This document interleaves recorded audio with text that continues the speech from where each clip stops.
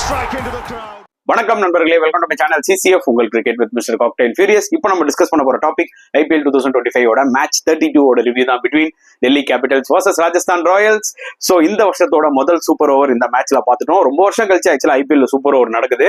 So நிஜமாவே அந்த ஒரு த்ரில் இருந்ததுங்க, அதுல எந்த டவுட்டுமே இல்லை. ஆனா அந்த சூப்பர் ஓவர் த்ரில்லிங்கா இருந்ததான்னு கேட்டீங்கன்னா சத்தியமா இல்லைன்னு தான் நான் சொல்லுவேன். But last over Mitchell Stark போட்டாரு பாத்தீங்களா, 9 ரன்ஸ் சூப்பரா டிஃபெண்ட் பண்ணாரு, வெறும் 8 ரன் தான் கொடுத்தாரு. அது பாக்கிறதுக்கு செம்ம த்ரில்லா இருந்தது. ஏன்னா எல்லா பாலுமே அவர் யாக்கர் போட்ட விதம் அவுட்ஸ்டாண்டிங்கா இருந்தது. மிச்சல் ஸ்டார்க்னா யாரு அப்படின்றத காமிச்சாரு. எனக்கெல்லாம் நீ மணி ஸ்பெண்ட் பண்ணி எடுக்கிறீங்கன்னா அதோட ஒர்த்தை நான் காமிக்கிறேன்றதான் மிச்சல் ஸ்டார்க் இந்த சீசன்ல காமிச்சிருக்காரு. இன் பிட்வீன்ல அவர் மேபி 2-3 மேட்சஸ் எக்ஸ்பென்சிவா இருந்திருக்கலாங்க. ஆனா பை திஸ் டைம் அவர் வந்து பாத்தீங்கன்னா 2 மேட்ச் சிங்கிள் ஹேண்டடா வந்து பாத்தீங்கன்னா ஆல்மோஸ்ட் வின் பண்ணி கொடுத்துருக்காரு மிச்சல் ஸ்டார்க் ஃபார் டெல்லி. அதனாலதான் இந்த மாதிரி பிளேயர் எல்லாம் வந்து பாத்தீங்கன்னா நீங்க எவ்வளவு விலை கொடுத்து எடுத்தாலுமே யூஸ்ஃபுல்லா இருப்பாங்க. So fantastic effort. கண்டிப்பா டெல்லி வில் பி ரிலீஃப். ஏன்னா போன மேட்ச்க்கு பாத்தீங்கன்னா டெல்லியில அவங்க விளையாடும் போது அந்த மேட்சை தோத்துறாங்க, கையில இருந்த மேட்சை. ஸோ இந்த மேட்சும் ஆல்மோஸ்ட் அவங்க தோக்க வேண்டிய மேட்ச் தான். ஏன்னா ராஜஸ்தான் ராயல்ஸ் கையில இருந்தது, அவங்க சில பிளண்டர் எல்லாம் பண்ணாங்க. அந்த கேப்பை யூஸ் பண்ணி டெல்லி சூப்பரா வின் பண்ணிட்டாங்கன்னு தான் சொல்ல முடியும். ஒரு பக்கம் ராஜஸ்தான் ராயல்ஸ் கிட்ட வந்தோம்னா அதான் நான் சொன்ன மாதிரி கையில இருந்த மேட்ச்ங்க, விக்கெட்ஸும் அவ்வளோ இருக்கு கையில. நிதிஷ் ராணா மிடில் ஃபென்டாஸ்டிக்கா ஆடினாரு. டாப்ல வந்து ஜெய்ஸ்வாலும் சஞ்சு சாம்சனும் நல்லா ஃபவுண்டேஷன் கொடுத்தாங்க. ஜூரலும் ஹேட்மேயரும் ஜஸ்ட் ஒரு 2 சிக்ஸ் அடிச்சிருந்தா கேம் முடிஞ்சிருச்சுங்க. ஆனா தட்டுறாங்க. லாஸ்ட் 10 பாலுக்கு 10 ரன் மேக்ஸிமம் அடிச்சிருக்காங்க. அதுல ஒரு ஸ்கோரிங் பவுண்டரி கூட இல்ல. ஸோ நிஜமாவே டிசப்பாயிண்டிங் பேட்டிங் எஃபர்ட். எஸ், என்னதான் மிச்சல் ஸ்டார்க் நல்லா போட்டாலுமே வெரைட்டி ஆஃப் ஷாட்ஸ் ஏதாவது ட்ரை பண்ணிருக்கலாங்க. சும்மா இப்படியே ஆடிட்டு இருக்காங்க, ஒரு லேப் ஷாட்டோ இல்ல ஏதோ ஒன்று டிஃப்ரெண்டா ட்ரை பண்ணிருக்கலாம். ப்ரெடிக்டபிளா இருந்ததுனால என்ன ஆச்சுன்னு பாத்தீங்கன்னா மிச்சல் ஸ்டார்க்கு ஈஸியா இருந்தது. ஹேட்மேயர் இப்படிதான் ஆட போறாரு, துருவ் ஜுரல் இப்படிதான் ஆட போறாருன்னு தெரிஞ்சு என்ன பண்ணிட்டாருன்னா அவர் பாட்டுக்கு அந்த யாக்கர் ஜூரலுக்கு வந்து 60 விக்கெட் வந்து உள்ள சுடுகிறாரு. அதே மாதிரி ஹேட்மேயருக்கு வந்து பாத்தீங்கன்னா அவர் அந்த இன்ஸ்விங் உள்ள இறக்குவார் பாத்தீங்களா, அந்த இன்ஸ்விங் யாக்கரா போட்டுன்னு இருக்காரு. அவரும் ஒரே ஷாட்டே ஆடிட்டு இருக்காரு. ப்ரெடிக்டபிளா இருந்ததுனால வந்து பாத்தீங்கன்னா DC could be able to win and கண்டிப்பா ராஜஸ்தான் will be disappointed. இந்த மிஸ்டேக்ஸ் மட்டும் இல்ல, சூப்பர் ஓவர்ல பண்ண மேஜர் மிஸ்டேக்ஸ் என்னன்னு பாத்தீங்கன்னா ராஜஸ்தான் ராயல்ஸ் அதெல்லாம் பிளண்டர்ஸ் தான் சொல்லணும். இந்த பர்டிகுலர் மேட்ச்ல பெர்ஃபார்ம் பண்ண பிளேயர்ஸ் யாரு? ஜெய்ஸ்வால், நிதிஷ் ராணா. அந்த பிளேயர்ஸை நீங்க உள்ள இறக்கிருக்கணும். அவங்களாம் நல்ல மொமெண்டம்ல இருந்தாங்க. சிம்ரான் ஹெட்மேயர் பயங்கரமா ஸ்ட்ரகிள் ஆயிட்டு இருந்தார் கிரீஸ்ல. அவரே நீங்க திருப்பி வந்து பாத்தீங்கன்னா ஓப்பனிங்ல இறக்கி விட்டீங்க. அண்ட் அடுத்தது ரியான் பராக் இறக்கி விடுறீங்க. இந்த 2 பிளேயர் தான் பயங்கரமா ஸ்ட்ரகிள் ஆனாங்க இந்த பர்டிகுலர் மேட்ச்ல. புரியுதா உங்களுக்கு? பட் அட்லீஸ்ட் ரியான் பராக் ஒரு பவுண்டரி அடிச்சாரு, அன்பார்ச்சுனேட்லி ரன் அவுட் ஆயிட்டாரு. ஜெய்ஸ்வால் அதுக்கப்புறம் தான் வராரு. இது ஒரு பிளண்டர். அடுத்தது ஹெட்மேயர். அவர் பாத்தீங்கன்னா ஒன்னு ரியான் பராக் கிட்ட ஒரு கம்யூனிகேஷனாவது கொடுக்கணும். நீ மிஸ் பண்ணிட்டீங்கன்னா நான் ஓடி வந்துருவேன், நீ ஓடி வந்துரு. கம்யூனிகேஷனே கிடையாது. இவர் பாட்டுக்கு தப்பு ஓடி வந்துட்டாரு. ரியான் பராக் அவுட். சரி, ஒரு விக்கெட் போயிடுச்சு, இன்னும் ஒரு விக்கெட் தான் இருக்கு, கொஞ்சம் கேர்ஃபுல்லா ஆடணும். கரெக்டா? அடுத்த பாலே வந்து பாத்தீங்கன்னா ஆல்மோஸ்ட் ஃபீல்டர் கையில அடிச்சுட்டு, அது ஃபீல்டர் கையில அடிச்சிட்டாங்கன்றதை விட டெல்லி டைமென்ஷன்ஸ் வந்து கிரவுண்ட் ரொம்ப சின்னதுங்க. லைட்டா கேப்ல போற மாதிரி தான் இருக்கும். 2 ஓடிங்கன்னா ரன் அவுட் ஆயிடுவீங்க. எக்ஸாக்ட்லி அப்படிதான் ஆச்சு. அது ஒரு ரன்னோட நிறுத்தி இருக்கலாம், ஜெய்ஸ்வால் ஸ்ட்ரைக் வந்திருக்கும். ஏன்னா இன்னொன்னு ஒரு எக்ஸ்ட்ரா பால் இருக்குங்க. எப்படிங்க நீங்க வந்து ஒரு 6 பால்ல வந்து ஒரு எக்ஸ்ட்ரா பால் விளையாடாம ஆல் அவுட் ஆவீங்க? அன்பலியபிள்ங்க. ஆக்சுவலா இந்த மேட்ச் தோக்கிறதுக்கு மெயின் காரணம் யாருன்னா ஃபர்ஸ்ட் நான் ஹெட்மேயர் தான் சொல்லுவேன். ஏன்னா ஈஸியா முடிக்க வேண்டிய மேட்ச் தடவுனாரு. அப்புறம் சூப்பர் ஓவர்ல அவர் ரன் அவுட் பண்ணி விட்ட 2 பேட்ஸ்மேன், அதுவும் பெரிய தப்பு. இவரும் அடிக்காதது ஒரு மிகப்பெரிய ஒரு தப்பு. So Hetmyer had a very bad day. அவரோட பேட்டிங் தான் வந்து பாத்தீங்கன்னா ஆக்சுவலா பயங்கரமா காஸ்ட் ஆச்சு ராஜஸ்தான் ராயல்ஸ்க்கு, நான் கண்டிப்பா சொல்லுவேன். அதுக்கப்புறம் சில ரீசன்ஸ் இருக்கு, அதெல்லாம் நம்ம டீடைலா அந்த வீடியோல டிஸ்கஸ் பண்ணலாம். ஸோ டாஸ் இன் பண்ணி சஞ்சு போலிங் எடுத்தாரு, எல்லாமே ஃபைன். டெல்லி வந்து பாத்தீங்கன்னா நல்ல ஒரு பேட்டிங் விக்கெட். என்னதான் ரெக்கார்ட்ஸ்ல வந்து டெல்லியில வந்து ஃபர்ஸ்ட் பேட்டிங் தான் பெஸ்ட், சேசிங் வந்து அவ்வளோ வின் பண்ணதுல இருந்தாலுமே கிரவுண்ட் டைமென்ஷன்ஸை பார்த்து எந்த டீம் இருந்தாலும் சேஸ் தான் பண்ண போறாங்க. எனக்கு அந்த லாஜிக் புரிஞ்சுது. ஆக்சுவலா ராஜஸ்தான் ராயல்ஸ் நல்லா தான் பெர்ஃபார்ம் பண்ணாங்க போலிங்ல. அவங்களோட ஃபீல்டிங் அண்ட் கேச்சிங் தான் கண்டராவியா இருந்தது. லாஸ்ட் 2 மேட்ச் அப்படிதான் பண்றாங்க. சிஎஸ்கேவோட அவங்க பண்ண ஃபீல்டிங் அண்ட் கேச்சிங்கை பார்க்கும்போது நான் என்ன நினைச்சேன்னா இந்த வாட்டி ராஜஸ்தான் ராயல்ஸ் வந்து ஃபீல்டிங்க்கு ஒரு டெம்ப்ளேட் செட் பண்ண போறாங்க எல்லா டீமுக்கும். ஆனா அந்த பர்டிகுலர் சிஎஸ்கே மேட்ச்ல யாரெல்லாம் சூப்பரா ஃபீல்டிங் பண்ணாங்களோ அவங்க எல்லாருமே அடுத்த 2 மேட்ச் மட்டமா ஃபீல்டிங் பண்றாங்க. தீக்ஷனா கேட்ச் விடுறது பெரிய விஷயம் கிடையாது, புதுசு கிடையாது. அவரை நம்ம கிரிட்டிசைஸ் பண்ணாலும் அது டைம் வேஸ்ட், மணி வேஸ்ட், எல்லாமே வேஸ்ட். புரியுதா உங்களுக்கு? அந்த வகையில வந்து ரியான் பராக், மத்த துருவ் ஜுரலோட ஃபீல்டிங், இவங்க எல்லாம் நல்ல ஃபீல்டர்ஸ். இவங்க எல்லாம் கேட்ச் விடுறது, மிஸ்ஃபீல் பண்றதுலாம் அநியாயமா இருக்கு. In spite of that Rajasthan நல்லா போட்டாங்க. 188 தான் அடிக்க முடிஞ்சது டெல்லி கேபிட்டல்ஸ்னால. ஸ்டார்டிங்லேயே வந்து பாத்தீங்கன்னா ஃபேசர் மக் அவுட் ஆயிட்டாரு. அவருக்கும் நிறைய ஆப்பர்ச்சுனிட்டி கிடைக்குது, அவரும் அதை லிட்டரலி வேஸ்ட் பண்ணிட்டு தான் இருக்காரு.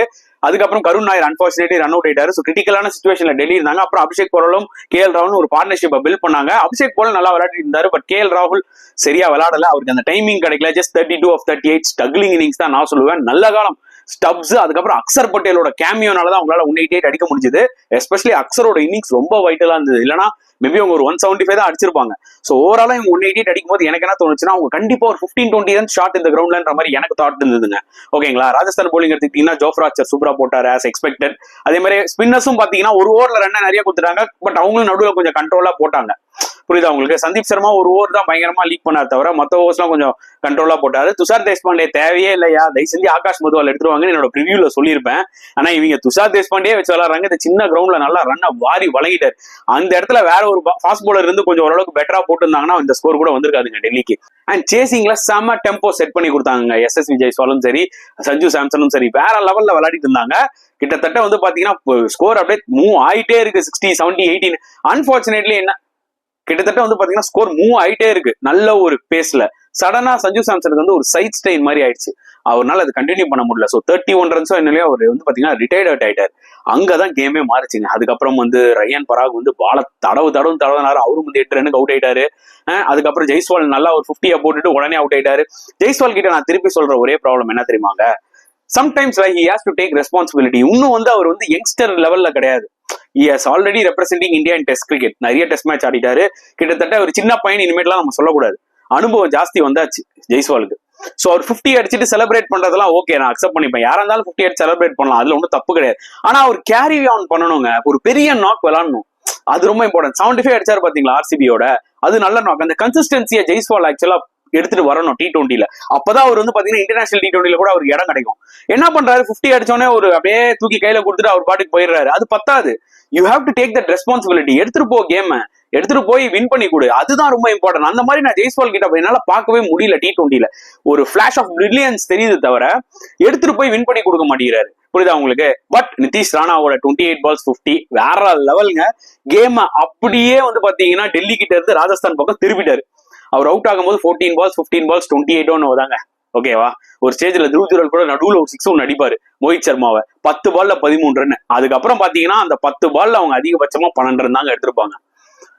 நிஜமாவே வந்து டெரிபிள் பேட்டிங் தான் நான் சொல்லுவேன். ஒரு ஐடியாவே இல்லை, ஒரு இனோவேட்டிவும் இல்லை, எதுவுமே இல்லை. ஒரு மாதிரி ப்ரெடிக்டபிளா ஒரே மாதிரி ஆடிட்டு இருந்தாங்க ஜூரலும் சரி, அந்த பக்கம் ஹெட்மேரும் சரி. அதனாலதான் ஸ்டார்க்கு வந்து கான்பிடன்ஸ் வந்துச்சு. ஸ்டார்க் என்ன நினைச்சாருன்னா, நான் வந்து ஹெட்மேருக்கு இன்ஸ்விங்கிங் யாக்கரே போடுறேன், அவன் ஒரே ஷாட்டை தான் ஆடிட்டு இருக்கான். அதே மாதிரி த்ரூ ஜுரல் அரௌண்ட் விக்கெட் வந்தா அவனும் வந்து ஒரே ஷாட்டை தான் ஆடிட்டு இருக்கான். இவங்க 2 பேருமே ஒரு லேப் ஷாட் ஏதோ ஒன்று ட்ரை பண்ணியிருந்தா என்ன இருக்கும்னா ஸ்டார்க்கோட லைன் மாறி இருக்கும்.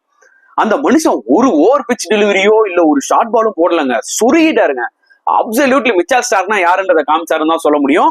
சோ லாஸ்ட் ஓவர்ல 9 ரன்ஸ் ஜஸ்ட் 8 ரன்ஸ் தான் கொடுத்தாரு மிச்சல் ஸ்டார்க். சரியான ஓவர். கிரௌடும் வேர் லைக் எக்ஸைட்டட். புரியுதா உங்களுக்கு? சூப்பர் ஓவர்னாலே இன்னைக்குமே அந்த ஒரு எக்ஸைட்மெண்ட் கொடுக்கும். ராஜஸ்தானை விட டெல்லி தான் ரொம்ப ஹாப்பியா இருந்திருப்பாங்க அது சூப்பர் ஓவர்ல முடிஞ்சது. ஏன்னா ராஜஸ்தான் கையில இருந்த மேட்ச் இது. புரியுதா உங்களுக்கு? அண்ட் சூப்பர் ஓவர்ல சரி நம்ம நிறைய எதிர்பார்த்தோம். நான் ஏற்கனவே ஸ்டார்ட் ஆஃப் வீடியோல சொன்ன மாதிரி பாத்தீங்கன்னா நிறைய எதிர்பார்த்தோம். சரி ராஜஸ்தான் வேற லெவல்ல பண்ணுவாங்கன்னு நான் ஏற்கனவே சொன்ன பாருங்க. ஃபர்ஸ்ட் அவங்க செலக்ட் பண்ண பிளேஸே தப்பு. நல்லா விளாண்ட ஜெய்ஸ்வால் நிதிஷ் ராணா உள்ள இறக்காம ஸ்ட்ரகிளான ஹேட்மேர் ஆடுறாரு. அதுக்கப்புறம் பாத்தீங்கன்னா நீங்க வந்து ரியான் பராக் இறக்கி விட்டுருக்கீங்க. இந்த மேட்ச்ல ஒரு பெருசா ஒண்ணுமே அடிக்கல. அப்புறம் ஹேட்மேர் வந்து பாத்தீங்கன்னா அவரும் அடிக்கல. ஓகே, அந்த மெயின் ஃபர்ஸ்ட் இன்னிங் அந்த மெயின் செகண்ட் இன்னிங்ஸ்லயும் சரியா அடிக்கல, சூப்பர் ஓவர்லயும் அடிக்கல, 2 ரன் அவுட்டும் பண்ணி கொடுத்துட்டாரு. என்னெல்லாம் உன்னால பண்ண முடியுமோ நல்லா சிறப்பா பண்ணிட்டாயான்ற மாதிரி ஹெட்மேரை பார்த்தா எனக்கு தோணுச்சு for Rajasthan Royals. And Jaiswal எல்லாம் நம்பர் 3ல இருக்கிறீங்க சூப்பர் ஓவர்ல, அவரெல்லாம் ஃப்ரண்ட்ல இறங்கணும். ஐயோ ரொம்ப பேட் டிசிஷன்ஸ்ங்க. அதுக்கப்புறம் மிச்சல் ஸ்டார்க் லாஸ்ட் ஓவரும் சரி சூப்பர் ஓவரும் கலகிட்டாரு. அண்ட் சேசிங்ல வந்து பாத்தீங்கன்னா டெல்லி கேபிட்டல்ஸ் கரெக்டா இறக்குனாங்க. டிஸ்டன்ஸ் ஸ்டப்ஸே இறக்குனாங்க, KL ராகுல் இறக்குனாங்க. KL ராகுல் கரெக்டா அந்த கேப் ஆடுவார். ஏன்னா டார்கெட் 12 தான். புரியுதா உங்களுக்கு? அதனால பாத்தீங்கன்னா அசால்ட்டா வந்து KL ராகுல் ஒரு பவுண்டரி ஒன்று அடிச்சாரு. அப்புறம் சிங்கிள் தட்டி கொடுத்தாரு டிஸ்டன்ஸ் ஸ்டப்ஸ்க்கு. டிஸ்டன்ஸ் ஸ்டப்ஸ் விளாட்ன ஒரே பால் தான், மண்டைக்கு ஒரு 6 அடிச்சுட்டு முடிச்சுட்டு போயிட்டே இருந்தாரு. சரி, நிறைய பேர் கிரிட்டிசைஸ் பண்ணாங்க அந்த ஓவர் சந்தீப் போட்டுருக்க கூடாது, ஜோஃப்ரா ஆர்ச்சர் போட்டுருக்கணும். நல்லா தெரிஞ்சுக்கோங்க, சந்தீப் சர்மா இது வரைக்கும் லாஸ்ட் ஓவர் இந்த மாதிரிலாம் போட்டு வின் பண்ணி கொடுத்துருக்காரு ராஜஸ்தான் ராயல்ஸ். நீங்க பாத்தீங்கன்னா உங்களுக்கு தெரிஞ்சிருக்கும் ஓவரால் ஹிஸ்டரியில. ஜோஃப்ரா ஆர்ச்சர் சம்டைம்ஸ் அவரோட பேஸுக்கு இந்த சின்ன கிரவுண்ட்ல சுத்தனா எட்ஜ் வாங்கி 6 போய் 2-3 பால்ல கூட முடிஞ்சிருக்கும். அதை நம்பிதான் சந்தீப் சர்மா கிட்ட போனாங்க. பட் அன்பார்ச்சுனேட்லி வந்து பாத்தீங்கன்னா கிளிக் ஆகல. அதனால இந்த டிசிஷனை நான் கிரிட்டிசைஸ் பண்ண மாட்டேன். புரியுதா உங்களுக்கு? சோ ராஜஸ்தான் ராயல்ஸ் அவங்களும் 7 மேட்ச் ஆடி 5 லாஸ் 2 வின்னோட இருக்காங்க. தேர் ஆல்சோ ஸ்ட்ரகிளிங். டாப் 4 குள்ள போக முடியுமான்றது வந்து பாத்தீங்கன்னா ஒரு டவுட்டான ஒரு விஷயம். ஏன்னா இப்போ சஞ்சு வேற இன்ஜுரி ஆயிட்டாரு, அவரோட ஸ்டேட்டஸ் என்ன இருக்க போகுதுன்னு தெரியல. So tough times for Rajasthan Royals. But Delhi Capitals வேற லெவல்ல பெர்ஃபார்ம் பண்ணி டாப் ஆஃப் த டேபிள்ல போயிட்டாங்க. 5 வின்னுங்க, 10 பாயிண்ட், இன்னும் 3 மேட்ச் போதும், they will be qualified. So அதனால அவங்க சூப்பரான ஒரு பொசிஷன்ல இருக்காங்க, எந்த டவுட்டுமே இல்ல. ஸோ இந்த ஒரு பர்டிகுலர் மேட்ச் சூப்பர் ஓவர் வரைக்கும் போச்சு. நீங்க என்ன ஃபீல் பண்றீங்க மறக்காம கமெண்ட் செக்ஷன்ல போடுங்க. இந்த வீடியோ பிடிச்சிருந்தா லைக் பண்ணுங்க, ஷேர் பண்ணுங்க, முடிஞ்சா சப்ஸ்கிரைப் பண்ணுங்க. ஸோ நெக்ஸ்ட் வீடியோல பார்க்கலாம் ஃப்ரெண்ட்ஸ். அண்டில் தென் பாய்.